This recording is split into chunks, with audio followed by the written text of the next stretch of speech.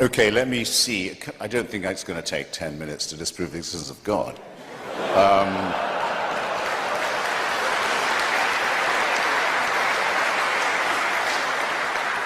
The atheist proposition is the following. Most of the time, it may not be said that there is no God.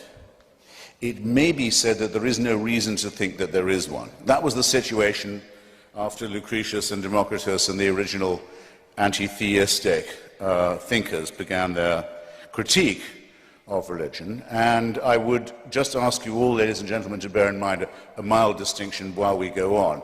You may wish to be a deist, as my heroes Thomas Jefferson and Thomas Paine were, and you may not wish to abandon the idea that there must be some sort of first or proximate cause or prime mover of the known and observable world and universe. But even if you can get yourself to that position, which we unbelievers maintain is always subject to better and more perfect and more elegant explanations, even if you can get yourself to that position, all your work is still ahead of you. To go from being a deist to a theist, in other words, from someone who says God cares about you, knows who you are, minds what you do, answers your prayers, cares which bits of your penis or clitoris you saw away or have sawn away for you, minds who you go to bed with and in what way, minds what holy days you observe, minds what you eat, minds what positions you use for pleasure. All your work is still ahead of you, and lots of luck. Because there's nobody, even Aquinas had to give it up. There's no one who can move from the first position to the second.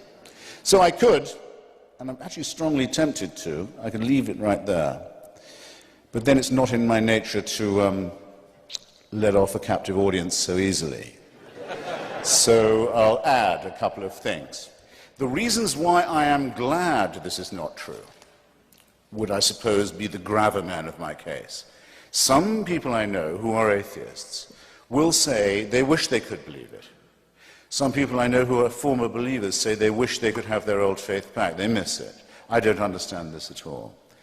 I think it's an excellent thing that there's no reason to believe in the absurd propositions I just, admittedly rather briefly, rehearsed to you. The main reason for this, I think, is that it is a totalitarian belief. It is the wish to be a slave.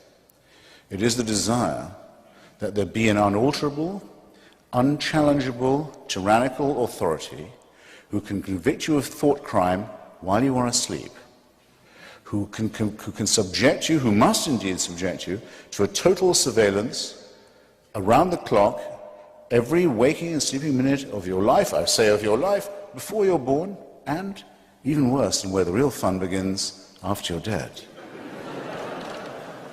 A celestial North Korea. Who wants this to be true? Who but a slave desires such a ghastly fate? I've been to North Korea. It has a dead man as its president. Kim Jong-il is only head of the party and head of the army. He's not head of the government or the state. That office belongs to his deceased father, Kim Il-sung. It's a necrocracy, a thanatocracy. It's one short of a trinity, I might add.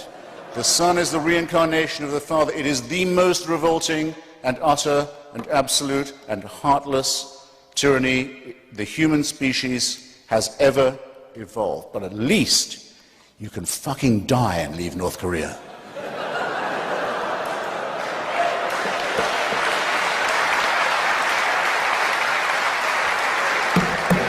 Does the Quran or the Bible offer you that liberty? No. No. The tyranny, the misery, the utter ownership of your entire personality, the smashing of your individuality only begins at the point of death. This is evil. This is a wicked preachment. So, that's the first thing. Second, it attacks us in our deepest, most essential integrity.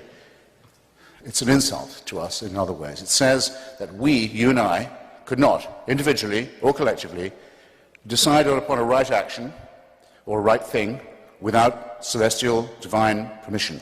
We would not know right from wrong if we did not have heaven's permission to do so. Where else, how else could we know?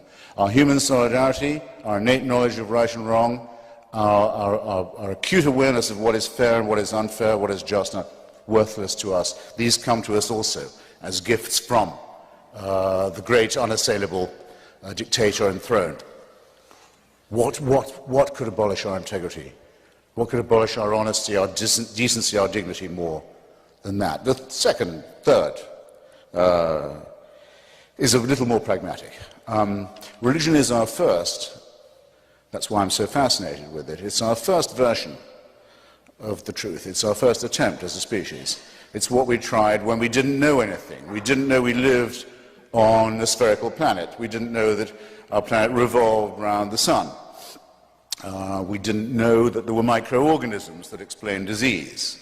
We thought diseases came from curses or witches or ill-wishing or devils or dust devils. We didn't know anything from the childish, terrified, ignorant origins of our animal primate species. We come to religion. It's also our first attempt at philosophy, our first attempt at morality, our first attempt at healthcare, actually, but because it was our first, it is our worst. We now have better explanations for all these dreads, and we have cleared up all of these mysteries, yet we still dwell. And in some countries, in some societies, not just dwell, but live under a totalitarian regime that forbids us to think about the progress that has been made or denies us the knowledge that these advances have in fact occurred. So it has become, where once it probably was an aid to our survival, a really great peril to our continued ability to live as a civilized species. Thus, it seems to me that in point of its proposing of a totalitarian solution to what is, after all, a real problem, to its ghastly reliance upon the supernatural rather than the much more miraculous, much more beautiful, much more elegant, much more numinous, much more harmonious natural explanations. Think how much lovelier Einstein and Darwin are. Think how much more elegant and persuasive they are than the idea of the burning bush, or the demand that without circumcision there can be no redemption. Just picture it, and then I'll give you one final thought experiment. This is what you have to believe now, if you're a monotheist. Because we now know things we didn't used to know. We know that the human species could be as much as 200,000 years ago. It becomes separate from the Cro-Magnons and the rival pre-human species. Could be as little as 100. Richard Dawkins thinks 200,000. Francis Collins, who did the Human Genome Project, who's, by the way, C.S. Lewis kind of Christian, thinks 100,000. All right, I'll take 100. I'll take 100. Here's what you have to believe. For 100,000 years, humans are born as a primate species. Expectation of life, what, 25 years for the first few 100,000 years? First few tens of thousands of years. Infant mortality, rife. Microorganism disease, terrifying. Earthquakes, volcanoes, extraordinary. And fights over land, over territory, over food, over women, over tribalism. Frightening too. For 95, 96,000 years, heaven watches this. With folded arms, with indifference, with coldness. And then around 3,000 to 4,000 years ago, but only in really barbaric, illiterate parts of the Middle East. Not in China or where people can read or think or do science. No, no, no. In barbaric, illiterate, backward parts of the Middle East, it's decided we can't let this go on, we better intervene. And what better way than by human sacrifices and plagues and mass murder? And if that doesn't make them behave morally, we just don't know what does. If there is a single person in this room who can bring themselves to believe anything remotely like that, they convict themselves of being, first, very stupid, and second, very immoral. And thus it seems to me that the case for divine intervention and for the supernatural falls, and that we should be glad that it's fallen. And thank you.